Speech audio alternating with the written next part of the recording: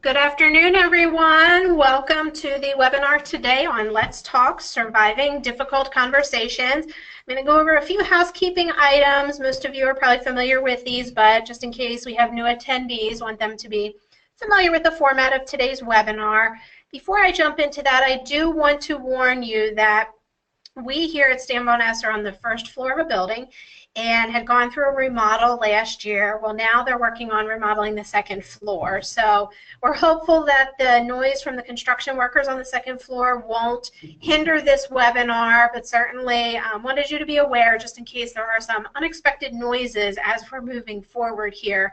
And if it becomes too loud at any given point in time, we might just pause for a moment or so just for them to stop doing what they're doing. Usually it's not a long sustained period of time, but occasionally we'll hear some loud equipment or banging or knocking, etc. So looking at housekeeping, we will have 3 poll questions throughout today's webinar. Please make sure that you are responding to those. We do need 85% participation. If we do not achieve that, then we're not able to give the credits at the end of the webinar session.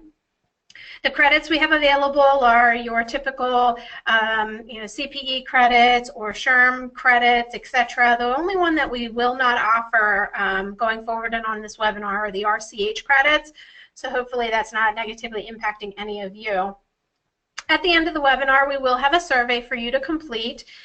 You'll be prompted moments after we close out the webinar, and the purpose of the survey is to get feedback from you, as we often share that the information you provide is used for future webinars, helps drive the topics that we cover, because we want to make sure that they're meaningful and valuable to each and every one of you.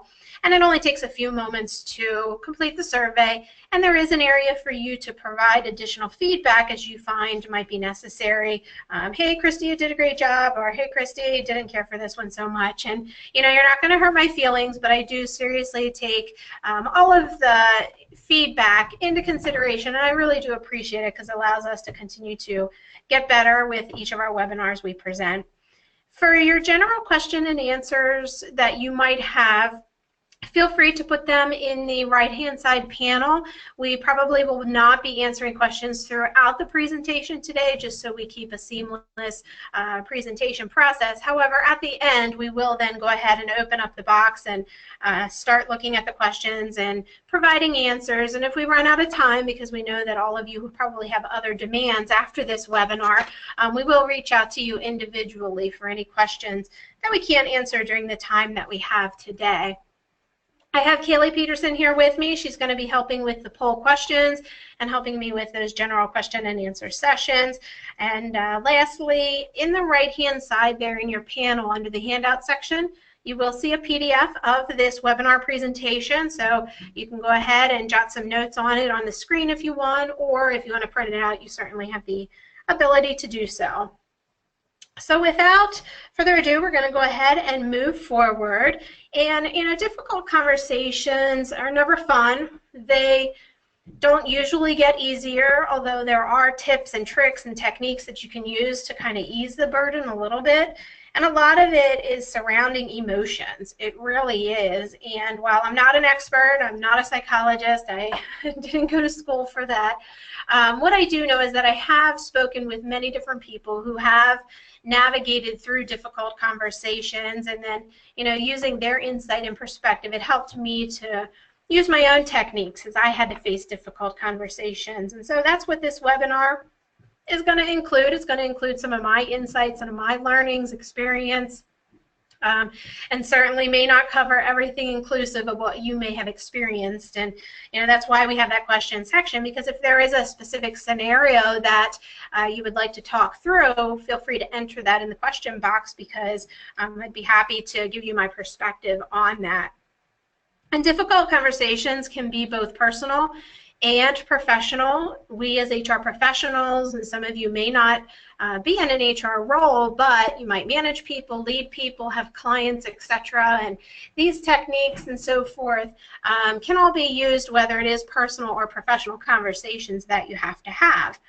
So the first one that immediately came to mind as I was preparing for this webinar was resignation. No, I'm not handing in my 2 weeks notice, but I have in the past. I've had to hand in my resignation, And for me, that was a very difficult conversation that I had to have. And it's because I had a personal connection to the event or the conversation. I was personally, emotionally attached to this event that was about to occur. And I take great pride in providing loyalty to the company that I work for. And when I'm faced with deciding if I want to move on to continue my journey in a different way, that to me, it sometimes feels as though I'm letting the company that I work for down, that I'm breaking that loyalty. And, I don't ever want that to come across in that way. And so that in and of itself, I can create my own barrier by looking at handing in a resignation in that way. And so as I go to approach the resignation, and times in the past, I was just a ball of tears. And I'm just being honest with you because it can have that effect on you, these difficult types of conversations and so forth. But a lot of times, it didn't go as bad as I expected or anticipated, and I really created more pressure and stress for myself than really was necessary. And that's why when I receive resignation from somebody, I try to ease them, saying, hey, look, it's okay that we part ways.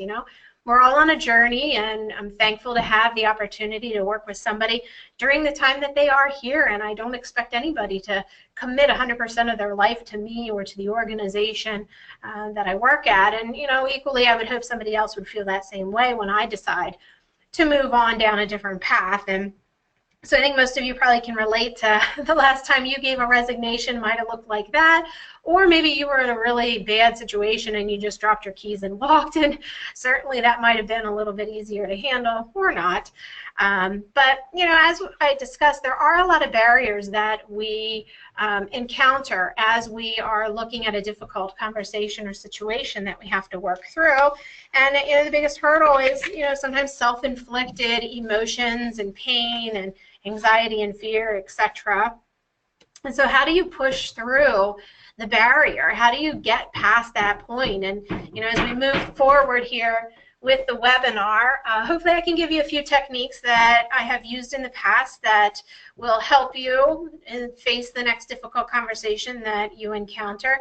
And maybe it's not the exact golden nugget you need, but it might set you on the right path to be able to navigate through that situation. But emotions are, in my opinion, a significant portion of the difficult conversation. There's an element of social awareness. We'll talk about that.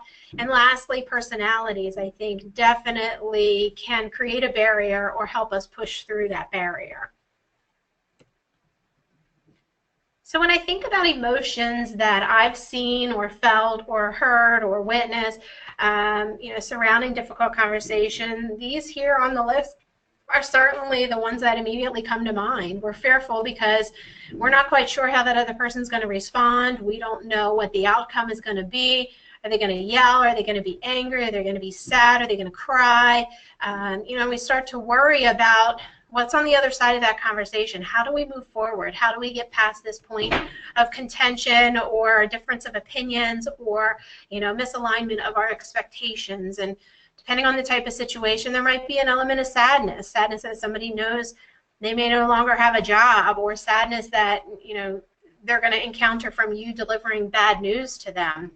Some people will respond with anger, and that's just how they're naturally inclined. Maybe they're not emotionally aware of how to work through receiving bad news or receiving, difficult feedback and so forth. So immediately gut instinct is just to react, respond, and be very angry. And, stress and anxiety, not only in planning and preparing and, maybe procrastinating on having a difficult conversation, to, the stress and anxiety that stems out of that difficult conversation. Somebody knowing that, this is a difficult situation that can't be remedied overnight. And I know I'm talking in generals right now, but as we move forward here, I'll talk about specific examples and stories that I have, and some of these emotions, you'll see how those can easily come about through the examples that we'll talk through.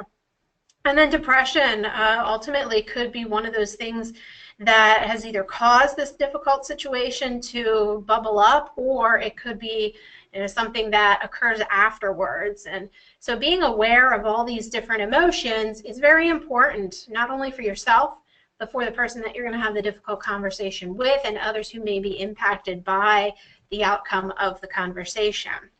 So I'm going to go ahead and put up the first poll question here. So as you face a topic like this, difficult conversations, I know there's a book out there called Crucial Conversations. Do you lean more towards on a book to help you through topics like this, or do you really look to listen to somebody's perspective through a seminar or a webinar? Do you have a mentor or coach either internally at your organization or outside that maybe you rely on and go bounce some ideas off and get some advice from, or is it a mixture of all three? For me, I'm a mixture probably of all three, depending on the situation and the topic. And I'm just interested to hear, the rest of you here on today's session, what might be your preference. And as soon as we get to that 85%, we'll go ahead and release those results.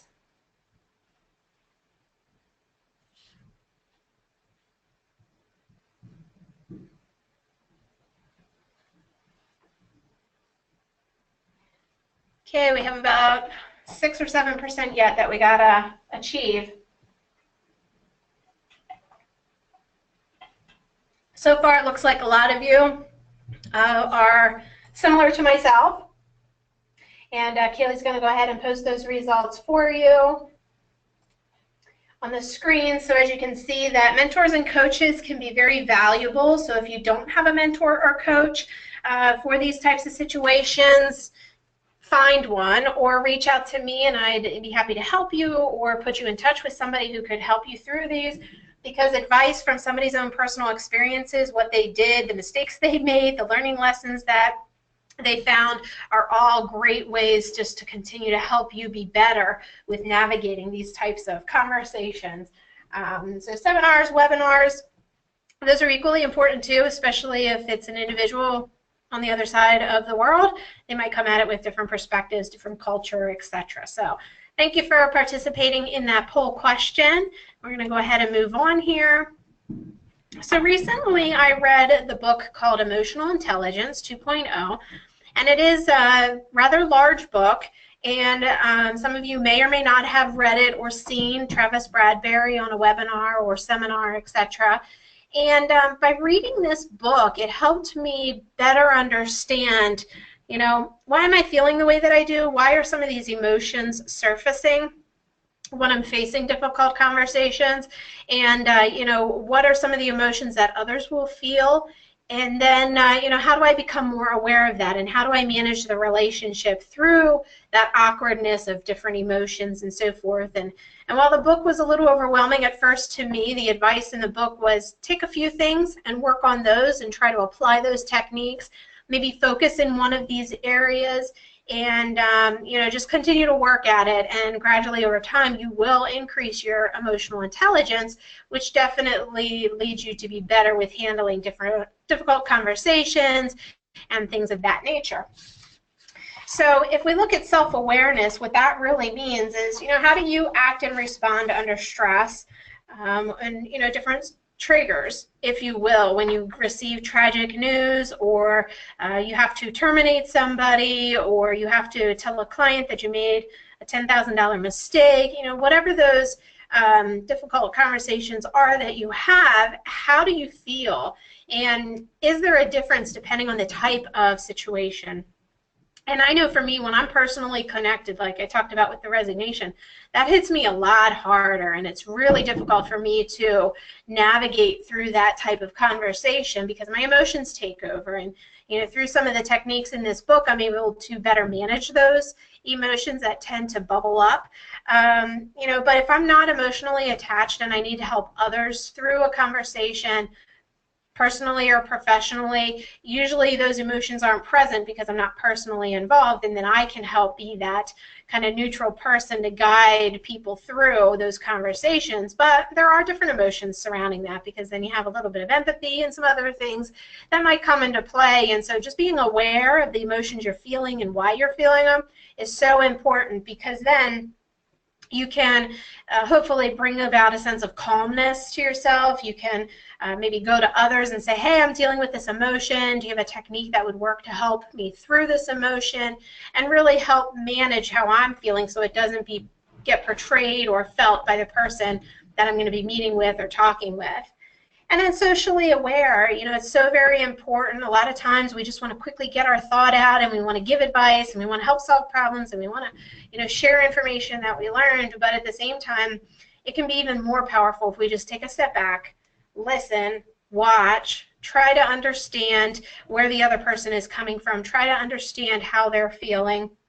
And really just saying less through the conversation, being more aware of our surroundings and some of the things that are being felt and, seen with the others in the difficult situation can be very powerful, because that's how then you can move forward. You can avoid mixing singles. You can communicate better, more openly. You can trust each other more. You can compliment and show careness to the others in the conversation. So there weren't a lot of book readers. At least that wasn't the primary source of the way that you try to become better with topics like this, but this is definitely a really good book that, if you have interest in becoming more aware, not only for yourself but for others, might be a book you want to pick up and take a look at. So the last item that was on our list as far as barriers are personalities, and the disc wheel is something I've spoken about previously, and as I'm thinking about difficult conversations, this comes up to mind because, not only do I know more about myself emotionally and some of the things that are unique about me that cause me to respond to different ways, but, understanding different personalities can help me better understand others, if you will. So if we take a look at the disc wheel here, up in the left hand quadrant there, I don't know if, hopefully my mouse is coming through, but this D section here, individuals in this area can be very direct and straight to the point. So if you're planning on meeting with somebody who is generally task-oriented and outgoing, and they fit in this area, you just want to be straight and to the point. They don't want to beat around the bush. They don't want to talk about last Saturday's party and what they're planning to do this weekend. They don't care. They just want to say, let's get to the point and let's move forward. And so if you're going to be meeting with somebody in this way, you need to be mindful that that's the approach that they're going to want to hear the news that you have to deliver. On the other side of the wheel here, when you have somebody who's outgoing but more people-oriented, these individuals here want to make a friend. So it's important that you connect with them on an individual level, and maybe do a little bit of small talk in the beginning and use that to help leverage the difficult news. And in here might be a great opportunity to use the sandwich method. So think of a sandwich or an ice cream sandwich. Let's go with an ice cream sandwich. It's pretty hot outside here today. If you think about the gingerbread or the cookie as being the good piece of information you're going to share, you're going to make that connection. Then in the middle, where we get to the ice cream, we're going to share the difficult news, the hard feedback that we might have to deliver. And then as you move to the last piece of the sandwich or that gingerbread, etc., that's where then you end on another positive note. And how do you move forward? And how do you continue to have a friendship or a relationship, etc., and really focus on the people nature, the people-oriented component of their personality. Moving down here through the wheel, as you look at somebody who might be an S, they're steady. They are very helpful and supportive. So they do not respond well if you come at them yelling or with a raised voice. So being soft-spoken and asking for them to help you resolve the issue at hand, or to help you come up with a solution, they'll jump right in and hopefully receive the information a lot better than if you would be very direct, as you would probably approach this type of person up here. And as we come around to the last quadrant here, somebody who is both reserved and task-oriented, they're going to be very cautious. They too would not want a very forward approach.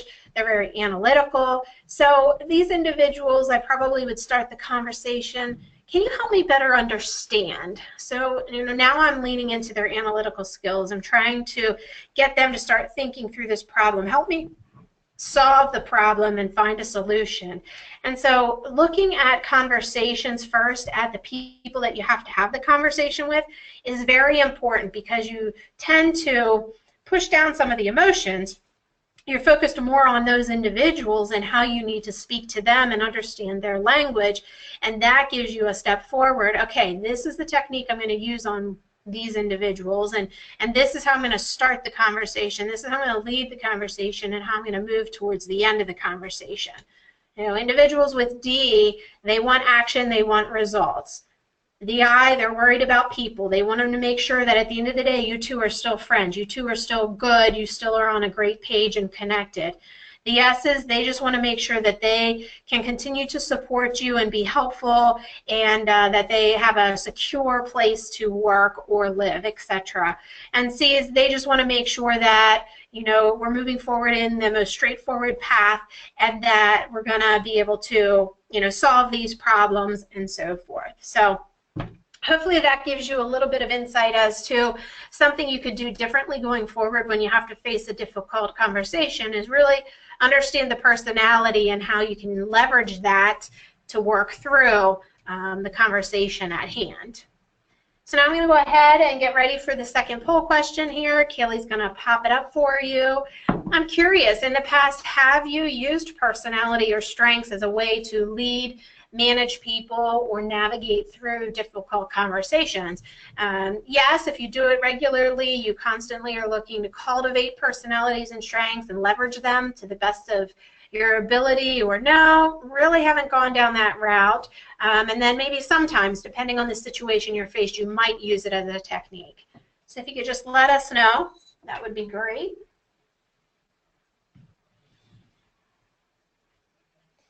And as I had joined Stand Bonus here, previously I had leaned a lot on that disc wheel, and over the past year I've really gained a deep understanding of strengths, and you know, I use that now as also a way to navigate through conversations and discussion points, etc. And strengths, you have to go through the Strengths Finders test. It's not quite as simple as what the disc wheel would be, but it definitely takes it to a whole other level. And it looks like, you know, personalities and strengths are used regularly by most of you. There are some who don't. And Dr. Robert Rome wrote the book, Personality Profiles. That's where you can find the disc wheel. He does a great job of giving you examples and, you know, really defining those 4 quadrants. And then Strengths Finder, that's another excellent source of information for better understanding the things that motivate people, make them passionate, and help them feel successful. So thank you very much for participating in that poll question. We have one more left that you'll see in a little bit. So once we have an understanding of who the players are in this conversation, now we have to move forward and actually plan. What does that conversation look like? And what are some of the things that we can do to hopefully set ourselves up for more success during the conversation? You know, we got to prepare. If you go at it haphazardly, if you go at it just, you know, fly by the seat of your pants, it's not going to be effective, and you more than likely probably won't get the outcome that needs to occur out of that conversation. As I mentioned before, we got to first seek to understand. So what questions do we need to ask? What additional information do we need? Is there something we have to find out before the conversation, or will this individual or a couple of people be able to give us greater insight into the issue at hand? And really approaching it to better understand is a good technique rather than accusatory. You really want to give people the benefit of the doubt until you've exhausted all the means to, you know, give them that benefit of the doubt. You want to try to anticipate the responses or reactions from people that you'll be meeting with or person. You know, how are they going to respond? Are they going to respond in an angry way? Are they going to clam up and not talk? Are they going to give you information that maybe you didn't know was out there because you hadn't heard their side of the story yet? You know, are they going to be argumentative? Are they going to ask questions? You know, really just trying to understand the specific scenario that you're facing. You know, what additional information do you need to be most prepared so you're not caught off guard as you go into that conversation? And do you need to plan to have a mediator or some other attendee there with you? Sometimes it's helpful, especially if you're terminating an employee, for instance. You want a witness there, somebody else who can verify what occurred, what transpired, things that were said, and how it was handled, etc. Sometimes it might just be a one-on-one conversation over lunch, and you may not need that mediator because it could make the situation even more, you know, of a fire, if you will. It could just add fuel to that fire. So once you're prepared and ready to go into that conversation, you're going to set up that meeting with the individual or individuals. And so what we'll talk about next are some things that you can do during that meeting to set yourself up for success. We talked about emotions, and we talked about how powerful that can be in a difficult conversation. So we want to do our best to minimize those emotions, and you do that by understanding where your emotions are coming from and how can you feel better or minimize those emotions. How can you neutralize the conversation in a way that will prevent the other person from becoming angry, argumentative, insubordinate, etc. And the way that I've found that you can neutralize conversation is, keeping it to the facts. Don't put in your opinions. Provide specific examples. So if somebody's demonstrating a behavior that's not acceptable, give specifics, because in some cases people just do not realize how they're acting. You would think that they'd be aware, but honestly, I've found that a lot of times people are like, well, I had no idea somebody felt that way, or I had no idea that the way that I answered the question would come off as offensive or, ill-willed, etc. So through providing those examples, you might lead the question, talking about the example and say, well, I may have handled it in this way. So providing them alternate ways of handling the situation, you're teaching them, you're helping them to learn and grow and coach and mentor them. And in some cases where they're just completely wrong, you've got to find a way to be able to get them to arrive at your conclusion. And you can do that maybe through specific scenarios or, putting it back on them and say, well, how would you feel if so-and-so did this to you? And, getting them to maybe look at it through a different lens, different perspective, walk in somebody else's shoes can really help that person say, oh my goodness, I had no idea that, that occurred, or my behavior was seen as such, etc. And there's a young lady named Katie that regularly says that, we need to treat people with dignity and respect.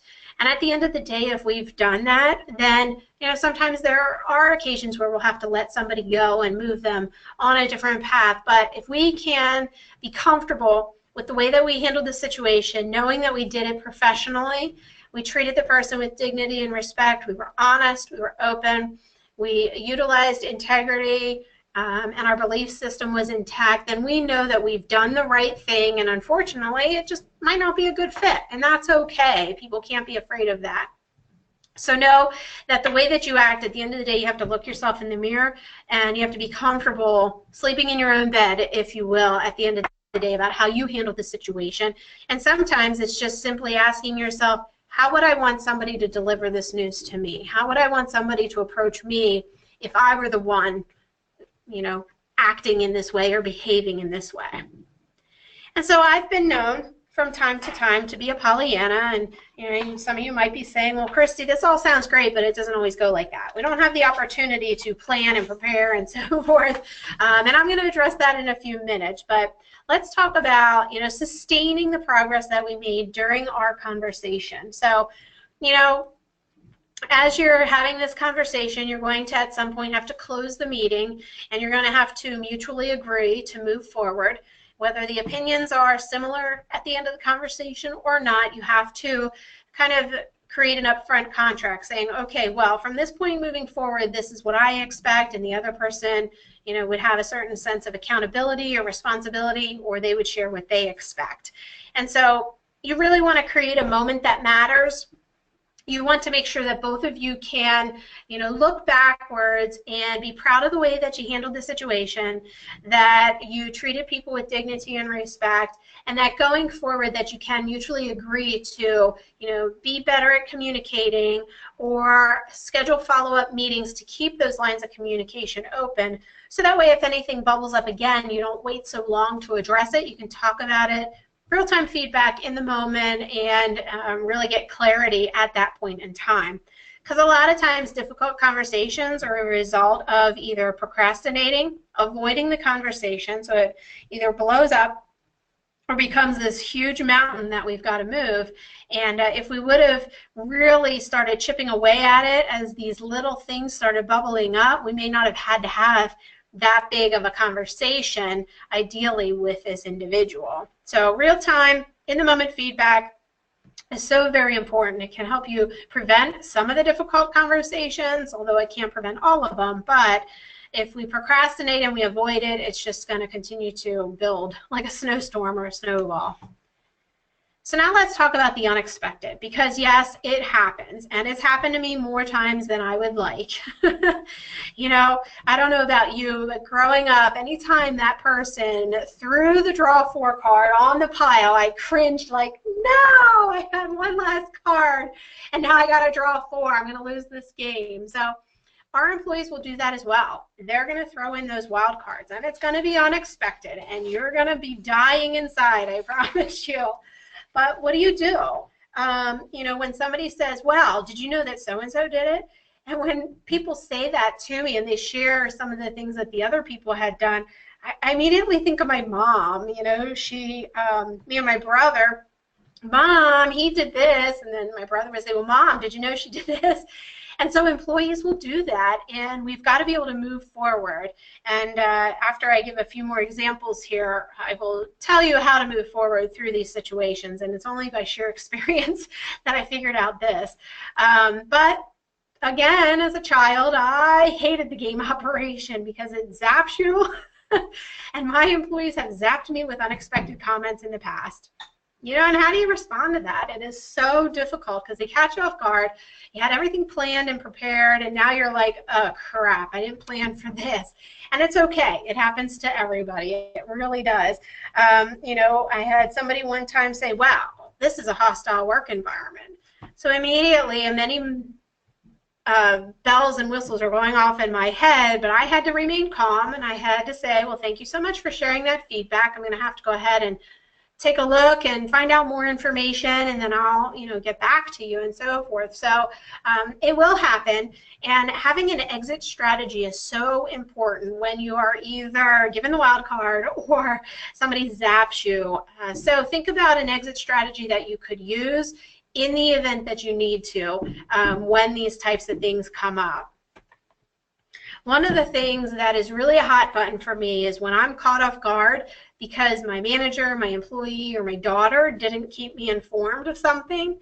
That really sets me off, and I've got to make sure that I stay calm and I use my exit strategy to get out of the situation right in the moment. But you know, there's been times where I had a client on the phone screaming at me because of a mistake my employee made. And you know, I'm a firm believer that, look, if you make a mistake, it's okay. Just tell me about it, because then I can help kind of calm the client down on the phone and give a little bit more, you know, insight around the issue, what have transpired or occurred, and I really can go in front of the employee and kind of protect them and defend them where necessary, or eat humble pie if I have to. But I'd much rather be prepared and know all of the things and just say, yep, we completely screwed up, but this is how I'm going to fix it, rather than kind of be there with getting my butt chewed out by a client and I have no information to be able to respond, to be able to help diffuse the situation. So I'm sure most of you on the call could relate that you've been faced with one of those moments as well. You know, and lastly here, you know, in each of these scenarios, we kind of have that a deer in the headlight look, like I have no idea what you're talking about. So we smile, we remain calm, and we use our exit strategy. So a couple things that I have done as far as my exit strategy is first and foremost, I apologize. I say I'm sorry. I really am. I was not aware that this had occurred, or I didn't realize that this was part of the situation. And I really try to take ownership on me. I show that I care, that I'm compassionate. And then I respond by saying, well, is it okay if I take some additional time? I really want to look into this further. You know, you brought some new information to my attention. I want the opportunity to be able to find out more. Can you give me that time? And now I'm asking them to help me. So I've diffused the situation, I care, I'm listening to what they're saying, I'm giving them the benefit of the doubt, and now I'm actually moving the conversation forward and I'm creating my exit strategy. And then I say, so I'm going to schedule a follow-up meeting with you next Monday or next Friday, whenever I feel that I will have enough time to do the research and prepare myself again to have another potentially difficult conversation. Because then they see that you're going to have follow-up, there's action, and we're going to move this forward. And it has worked really well with situations that I was caught off guard. It really did. And so if this isn't something that you currently do, maybe try practicing it with the next time you're caught off guard, whether it's in the performance assessment process or you're disciplining an employee or some other difficult conversation. This definitely should give you a little breathe room, hopefully, and give you the grace and the time you need to be able to recollect your thoughts, prepare and plan again, and then move forward to hopefully find an ideal solution.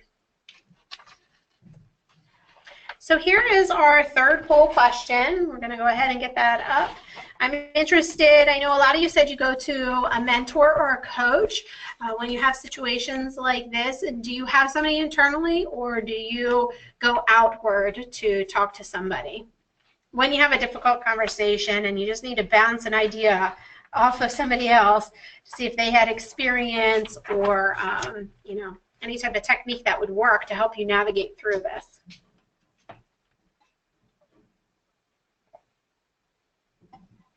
And I'm really pleased.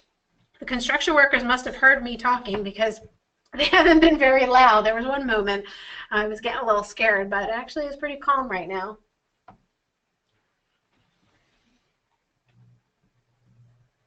Okay, I need 2% more. So if 2 or 3 more of you could click a button, yes or no, just pick one. All right, here come the results, and it looks like you do have somebody internally, and that is excellent. I knew throughout my career, sometimes I didn't have a person, at least, you know, right there in the office with me that could help me navigate through. Here that most of you do have somebody that you can talk with to work through this, because that's important. It really is a critical part of being able to get better with these types of situations. So as promised, we're going to talk through specific situations, and I'm kind of embarrassed to say that I've had to handle each one of these. And I'm sure there's more different types of scenarios that you may have encountered that are not on this list. But, you know, when you have to address behavior because employees aren't playing nicely or they aren't acting the way that we want to, maybe they're acting like toddlers, we really need to address it as quickly as possible, because if you don't, it will continue to be contagious, kind of cancerous, if you will. And so a tool that I used for addressing behavior, if you were on my webinar last month, you would have heard me talking through the performance assessments about the performance improvement tool or performance improvement plan. That is the tool that I use to be able to take out any subjectivity from the conversation. I put it to specific examples, 3 to 5 examples of where the employee needs to improve, and then I let them know, look, you know, these are the areas that I need to see improvement, and if I don't see that improvement, unfortunately, we might have to part ways. And by having that upfront contract, they know the outcome. So they know after 30 days, if they didn't improve, they know they're no longer going to have a job. And so that has really made those conversations so much easier when I had to get to the point where I had to let somebody go, because they knew they had complete control over the situation. And unfortunately, whether they tried very hard or they didn't try at all, you know, this was the outcome because they weren't meeting the expectations. When I've had to deliver bad news, it's not fun. It really isn't. And whether that is that I have to lay somebody off because of the recession, or I have to, you know, for some other reason deliver bad news, maybe I couldn't give somebody a promotion that I wanted to, really trying to meet them where they're at and try to, you know, care, show compassion, and think about the ways in which I would want to receive that type of information has really helped me move forward during that conversation. When I've had to communicate a mistake to a client, I first need to gather all information possible. I want to know the facts. I want to know more of the background that occurred. And I find this as an opportunity to help educate the client. So a lot of times I'll start with the client and apologize first, say, I'm so sorry, but unfortunately there's been a mistake. And I just want to share a little bit more of why this occurred and how it occurred. And I go into the detail and give them a better understanding, because a lot of times the clients don't do what I do or do what my employees do. So they just don't know the process and so forth and where there's potential to make mistakes. And then I talk about how I'm going to resolve the issue. So I'm showing them that it's important to me. I'm giving them background to help them better understand my perspective of how this could occur. And then I close it out with saying, well, this is what I'm going to do to make sure it doesn't happen again, or do the best of my ability to prevent it from occurring. And that has helped me effectively navigate through, communicating a mistake or delivering bad news to a client. An aggressive leader, this is a very difficult conversation. And one point in my career, I had to tell my boss that he was intimidating. And at first he laughed at me and he didn't understand. So I had to explain why people felt that way, because it was a couple weeks, maybe a month, until he finally understood it. And then, he was able to change a little bit of his behavior so he didn't come off quite as aggressive. So again, dealing with an aggressive leader, they're going to immediately take it personal. They might become angry. Those are the individuals that you want to try to give them specific examples of how what they did, the way that they said something could be perceived by others, and maybe leaning on strengths or personality would be another great way for them to see, hey, just because you don't take this type of leadership style in a negative way, it could be perceived negatively by others.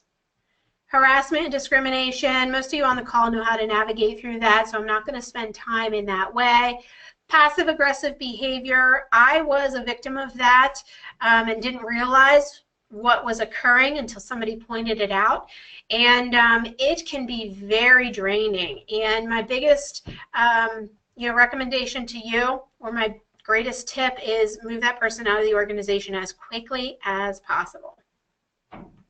Personal hygiene, this is where somebody threw a wild card in at me. Had to address somebody because they didn't meet the standards in our handbook for code of conduct, or I'm sorry, but they're like the personal hygiene, the uniform, etc. And the person said, well, I have a medical condition. I didn't know how to respond to that.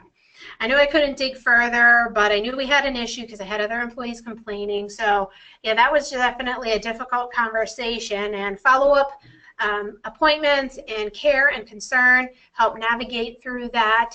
And then the last one on the list here is inheriting a poor performer. I think we've all been there.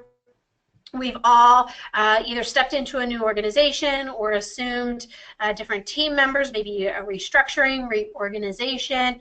And when you inherit a poor performer, all I can say that has worked for me in the past is find out where they're at, understand historically maybe where they haven't performed so well, and start basically from square one right there and say, okay, here's kind of a fresh start.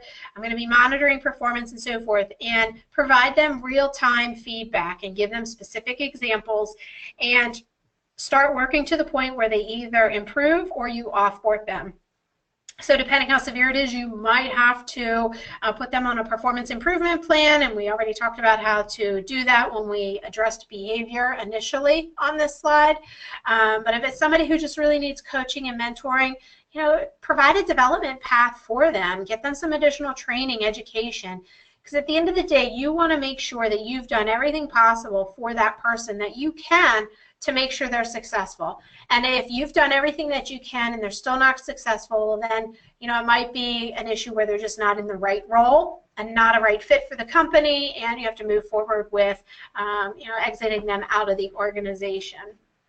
So if you ever have a difficult conversation that you want to run by me, please pick up the phone. I'd be happy to give you my perspective.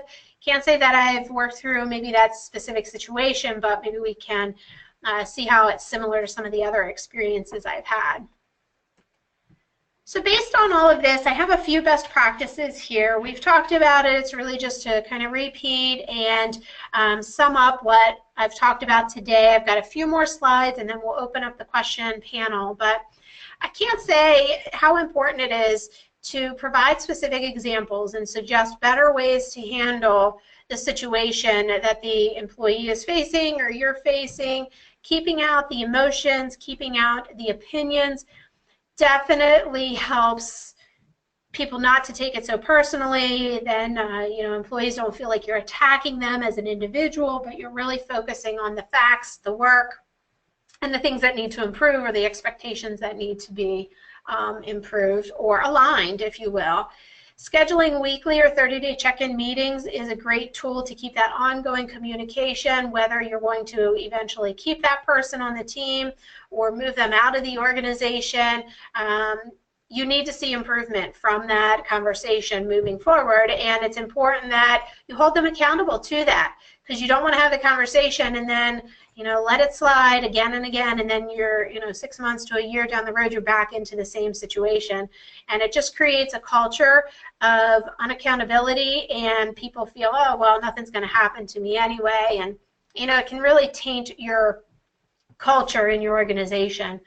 You know, and lastly here, setting expectations. We all know how important that is, and one of the valuable lessons I learned along the way is that, you know, while we share what is acceptable and what our expectations is, sometimes it's equally, if not more important, to share what is not acceptable, behaviors that will not be tolerated, things that should not be said, things that should not be done. You really want to reduce the amount of opportunity for the employee to come to their own assumption, because their assumption will probably be different than your assumption, and you know, trying to be as clear and concise as you can.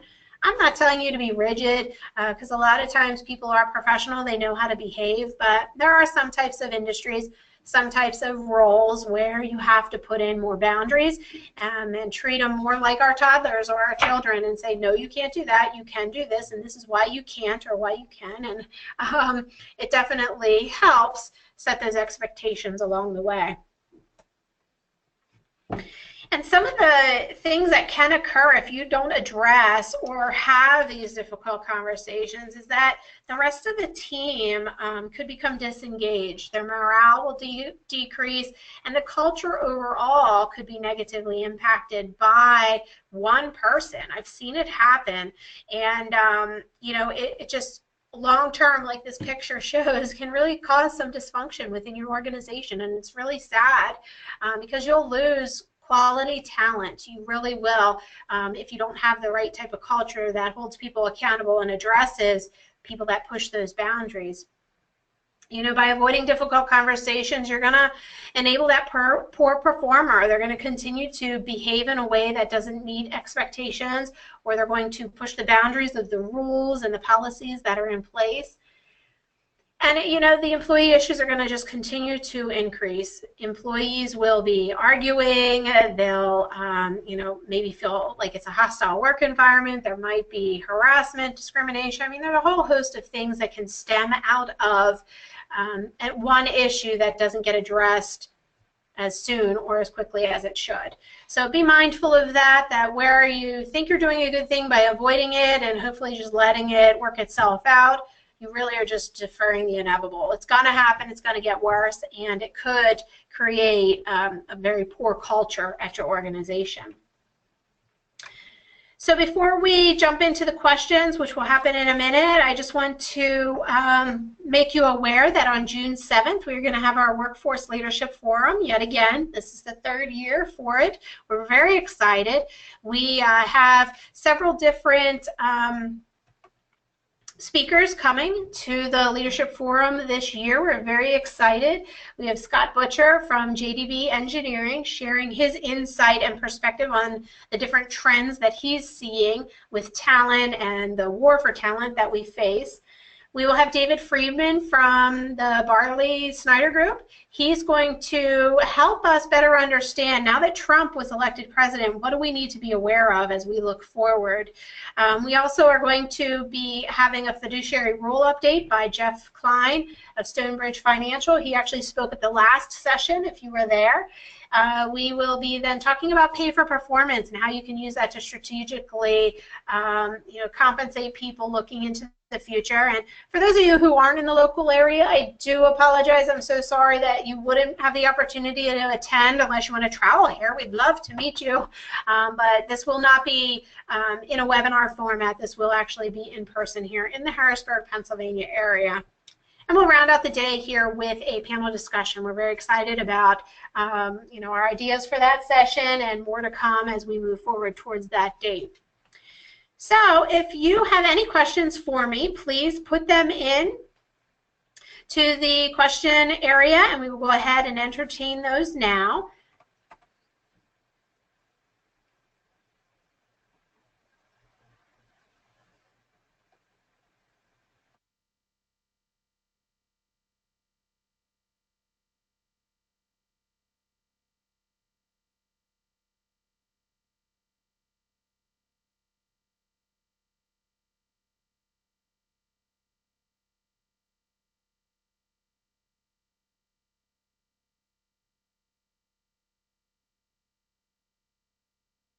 So far, I haven't received any questions. Looks like there were a few comments about the sound. It looks like we were able to get that remedied towards the beginning. And if there are no other questions, we will go ahead and close down this webinar. You will receive the survey in a few minutes. Please complete that. Then we'll be able to get the credits out to you within the next couple business days. If you think of a question after this call, please feel free to send me an email, and I would be happy to talk with you further. So thank you again for joining us today, and we look forward to seeing you on next month's webinar as we talk about legacy planning. Have a great weekend.